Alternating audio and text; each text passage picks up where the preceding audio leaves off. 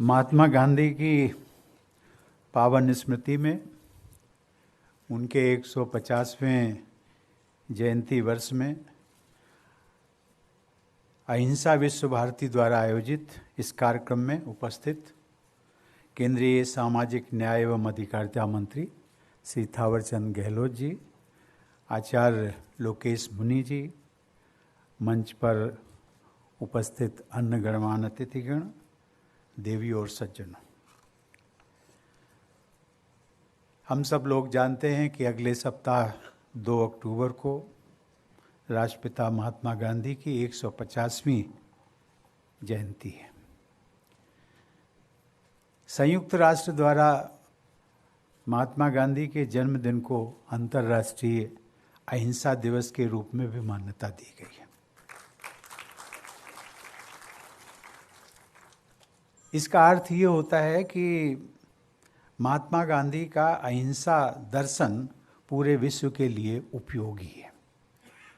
साथ ही ये विश्व स्तर पर गांधी जी के लिए हम सबके और पूरी मानवता के गहरे सम्मान का एक प्रमाण भी है।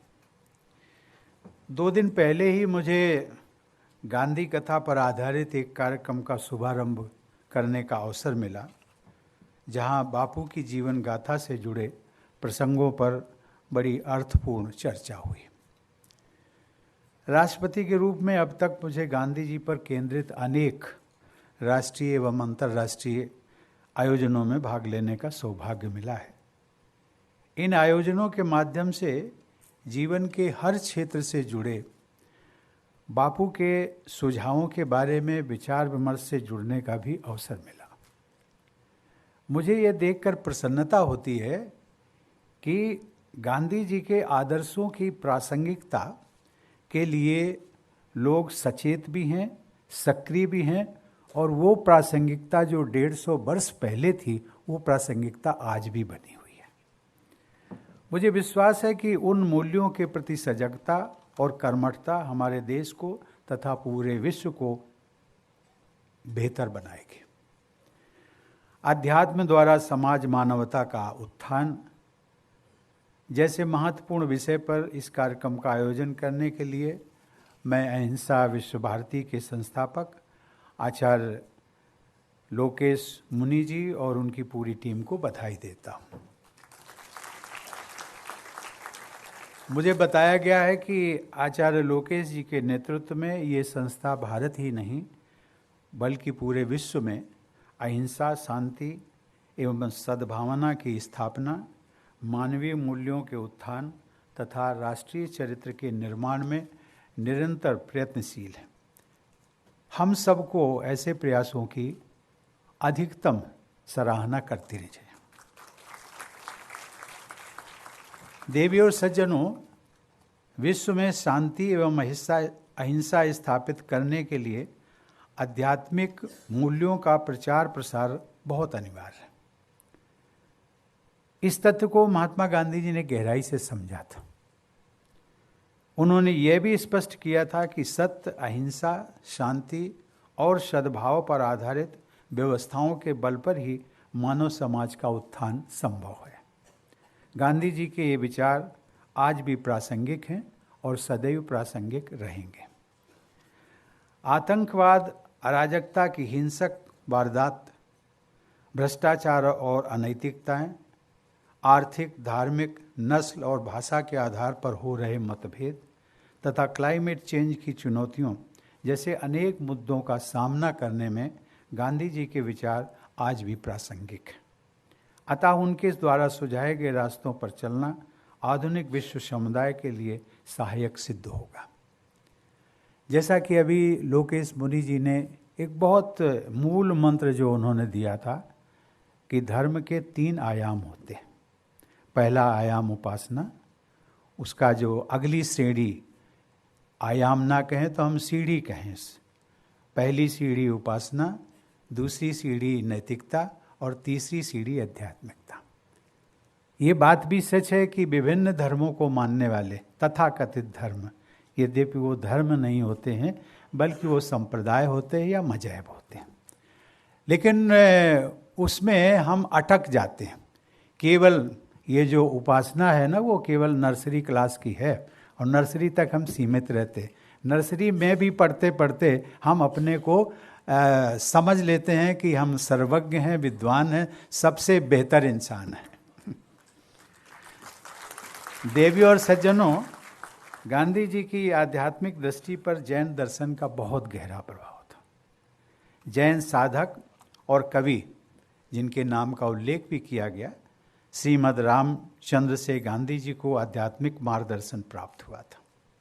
गांधी जी ने अहिंसा परमो धर्म के सिद्धांत को दृढ़ता के साथ अपनाया।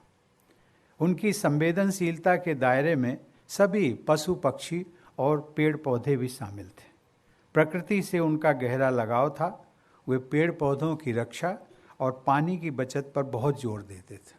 और आज हम सब लोग महसूस करने लगे, जो बापू ने 100 साल पहले, 125 साल पहले कहा था पानी के बचत की, आज उसकी ज़रूरत कितनी महसूस हो रही है, वो हम सबके सामने एक बहुत ज्वलंत समस्या खड़ी होकर के आ गई।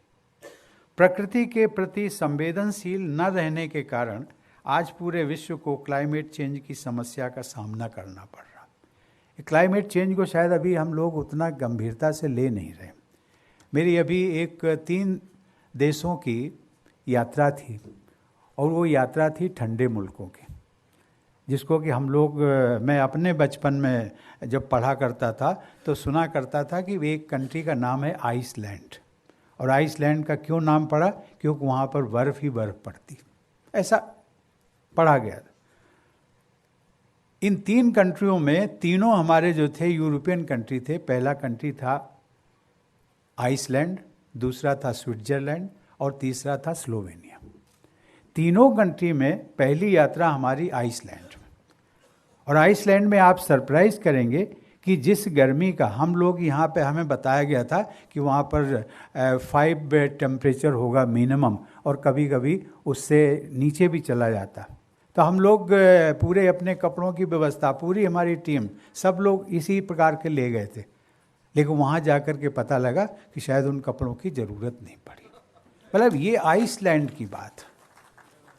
और उसके बाद स्विट्जरलैंड जब हम गए, तो स्विट्जरलैंड एक जगह वो हमें ले गए। ये इसका वृत्तांत इसमें नहीं, इसलिए मैं उल्लेख कर रहा था कि क्लाइमेट चेंज मुद्दे पर कितने दूसरे कंट्री उसको रियलाइज़ करने लगे। स्विट्जरलैंड हम सब लोग जानते हैं कि नेचुरल ब्यूटी होगी वहाँ, बहुत अच्छी बात है भी। लेकिन वहाँ पर जब हमें एक जगह ले गए वो, और उनकी कैपिटल से थोड़ी दूर, कोई 30 किलोमीटर, वहाँ से ग्लेशियर्स दिखाई पड़ रहे थे। और ग्लेशियर्स जैसे हमारे हिमालयन ग्लेशियर्स होते। तो हमने पूछा ये ग्लेशियर की दूरी कितनी है यहाँ पर, और एक झील में ले गए। तो उन्होंने कहा साहब ग्लेशियर की दूरी 10 और 15 किलोमीटर की। तो मैंने कहा कि इन ग्लेशियर्स की जो ठंडक होनी चाहिए वो तो नहीं महसूस हो रही यहाँ पर। हम लोग जो कपड़े पहने उसमें भी मतलब ये महसूस नहीं कर, कंफर्टेबल नहीं है। तो उन्होंने कहा कि साहब ये this is the adverse effect of climate change. और उनके राष्ट्रपति जी कहते हैं कि this is September happens to be the hottest month this year. ये चेंज जो है क्लाइमेट चेंज का, ये मुझे लगता है, और हिंदुस्तान में भी देखते, ये जो अभी बरसात हो रही है, बरसात अप्रत्याशित बरसातें पहले भी होती थी। आप सब लोग बैठे हुए हैं, एक 30-40 साल पहले भी जो बरसातें होती थी वो बरसातें रुक रुक कर होती थी। उसका लाभ होता था, जमीन के लिए लाभ होता था, कृषि के लिए लाभ होता था, और बाढ़ इतनी मात्रा में नहीं आती थी। अभी तो पानी इस तरीके से लगता है, बरसात हो रही है कि जैसे ऊपर आकाश से पानी को उड़ेला जा रहा है, और उसके बड़े दुष्प्रभाव, ना जाने कितनी मौतें हो रही। ये सभी कुछ जो है, this is everything because of the climate change. हम लोगों को ये बहुत, मुझे लगता है बहुत बड़ा, हम सब लोगों के लिए एक चुनौती भरा।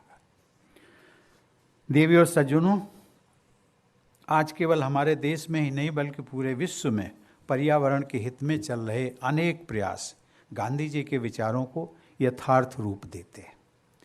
पर्यावरण एवं जल संरक्षण के लिए गांधी जी का आग्रह उनकी दूरदर्शिता को रेखांकित करता है। ऐसी दूरदर्शिता अध्यात्म के स्रोत से ही निकलती है और इसीलिए हर युग में प्रासंगिक रहती है। गांधी जी की आध्यात्मिक सोच का दायरा बहुत व्यापक। उसमें गौतम बुद्ध, तीर्थंकर महावीर और गुरु नानक के मूलभूत विचारों का संगम है। साथ ही विश्व के सभी प्रमुख धर्म ग्रंथों के मूल तत्वों और John Ruskin, Henry David Thoreau तथा लियो टॉल्स्टॉय के आध्यात्मिक विचारों का भी समन्वय है। यह सर्वधर्म समभाव को आचरण में लाने वाली आध्यात्मिक दृष्टि है। इस आध्यात्मिक दृष्टि में धर्म का तात्पर्य रिलीजन, मजहब या पंथ से नहीं है। सामान्य व्यवहार में जिसे रिलीजन, मजहब या पंथ कहा जाता है वो बाहरी आचार या उपासना पद्धतियों से जुड़ा होता है। लेकिन धर्म का वास्तविक स्वरूप प्रकृति के सहज, शाश्वत और सार्वभौम नियम से जुड़ा होता है। वह आंतरिक सत्य से जुड़ा होता है। करुणा, उदारता, सत्य, प्रेम और आंतरिक शुचिता जैसे आध्यात्मिक आयाम ही धर्म के मूल तत्व हैं। वहाँ किसी भी प्रकार की शत्रुता, वैमनस्यता, कटुता या भेदभाव के लिए कोई स्थान नहीं होता। सभी धर्मों के मूल में पूरी मानवता के कल्याण की भावना विद्यमान है। गांधी जी ने धर्म के इसी आध्यात्मिक स्वरूप को अपनाया। पूरी मानवता के कल्याण की यही भावना समस्त विश्व को एक ही परिवार मानने वाले वसुधैव कुटुंबकम के संदेश में भी निहित है, जो कि भारतीय संस्कृति का अभिन्न अंग है। गांधी जी ने अपने आचरण द्वारा इस भावना को यथार्थ रूप दिया। यही वजह है कि महात्मा गांधी करोड़ों भारतीयों की आवाज़ तो बने ही साथ वे एक प्रकार से आधुनिक विश्व में पूरी मानवता की आवाज़ बन गए। आध्यात्मिकता की जो असाधारण शक्ति गांधी जी में थी, उसे विज्ञान के सर्वोच्च शिखर पर पहुंचाने वाले world famous scientist Albert Einstein ने पहचाना था। गांधी जी के व्यक्तित्व के बारे में आइंस्टाइन ने कहा था, मैं कोट करता हूं, आने वाली पीढ़ियां इस बात पर मुश्किल से यकीन कर पाएंगी, आने वाली पीढ़ियां इस बात पर मुश्किल से यकीन कर पाएंगी कि कभी हाड़, मांस और रक्त से बना एक ऐसा व्यक्ति भी इस धरती पर अवतरित हुआ था।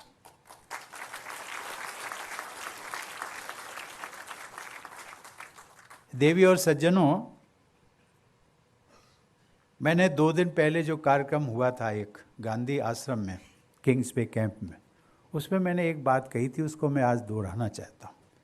आज जिस प्रकार से पूरे हम सब भारतीयों के लिए एक प्रभु राम का जो चरित्र है, उनका जो आदर्श है, उनकी जो मर्यादाएं हैं, उनको आज हम जिस प्रकार से लेते हैं, हजारों साल बीत गए। तो मैंने कहा था कि शायद अभी की पीढ़ी नहीं, लेकिन आगे आने वाली पीढ़ी 100 वर्ष, 2 वर्ष, 500 वर्ष लोग ये कहेंगे, जो आज भगवान राम के जो आदर्शों को हम मानते हैं, उनमें जो हम सबकी आस्था है, वही आस्था गांधी जी में होगी।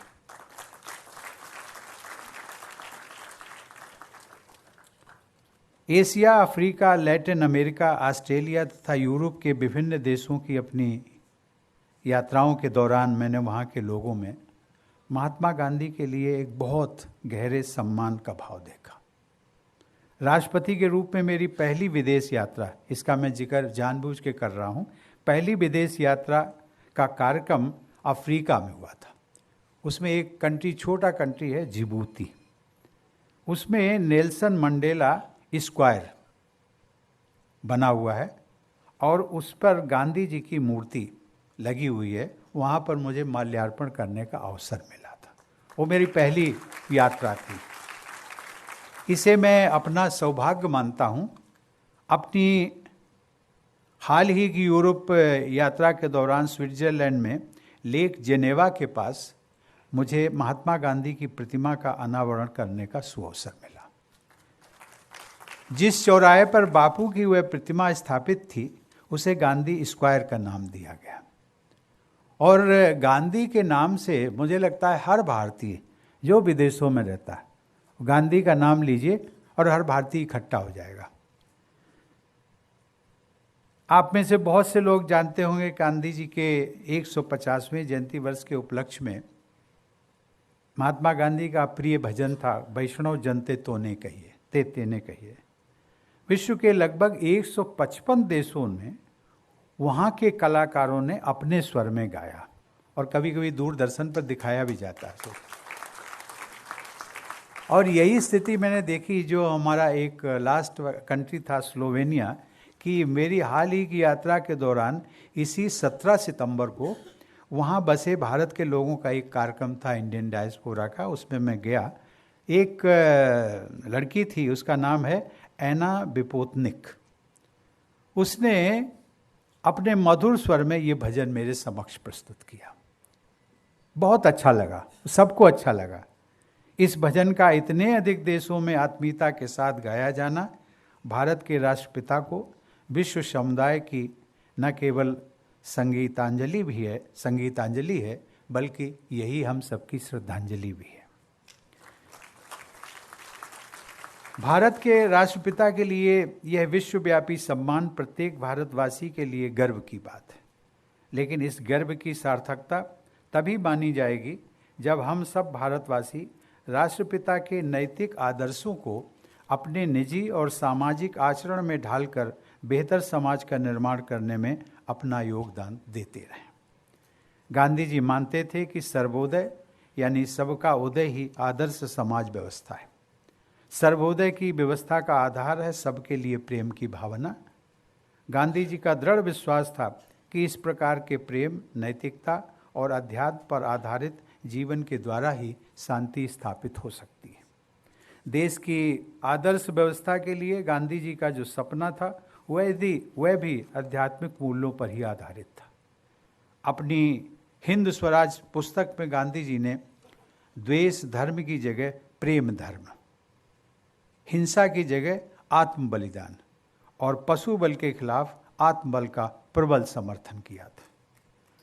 आध्यात्मिक मूल्यों के बल पर ही गांधी जी ने भय और आतंक में जकड़े हुए भारतवासियों को अहिंसापूर्ण क्रांति का रास्ता दिखाया और उन्हें निर्भीक बनाया। अध्यात्म और संघर्ष के इस अनोखे समन्वय को आचार्य विनोबा भावे ने बड़े प्रभावशाली शब्दों में व्यक्त किया। उन्होंने कहा था कि गांधी जी में क्रांति और शांति का अपूर्व संगम दिखाई देता है। इस सभागार में बैठे हुए बहुत से लोगों को याद होगा, एक फिल्म आई थी गांधी जी पर 1982 में। उनकी जीवन गाथा पर आधारित रिचर्ड एटनबरो उनकी ये फिल्म थी। उस फिल्म का दर्शकों पर, विशेषकर युवाओं पर बहुत गहरा प्रभाव पड़ा। आज भी ये जरूरी है कि भारत और समूचे विश्व की युवा पीढ़ी गांधी जी के विषय में जाने और उनके आदर्शों को अपनाए। आज हमारे देश की 65% आबादी युवाओं की है। इन युवाओं को गांधी जी के आदर्शों से जोड़ना बेहतर समाज बनाने के लिए हमारे प्रयासों में बहुत सहायक सिद्ध होगा। इसलिए मैं चाहूँगा, लोकेश मुनि जी, मैं चाहूँगा कि अहिंसा विश्व भारती के कार्यक्रमों में युवाओं की अधिक से अधिक भागीदारी हो। मैं अहिंसा विश्व भारती संस्थान को नैतिक और आध्यात्मिक मूल्यों के प्रसार हेतु किए जा रहे प्रकल्पों में सफलता की अपनी शुभकामनाएं देता हूं। धन्यवाद। जय हिंद।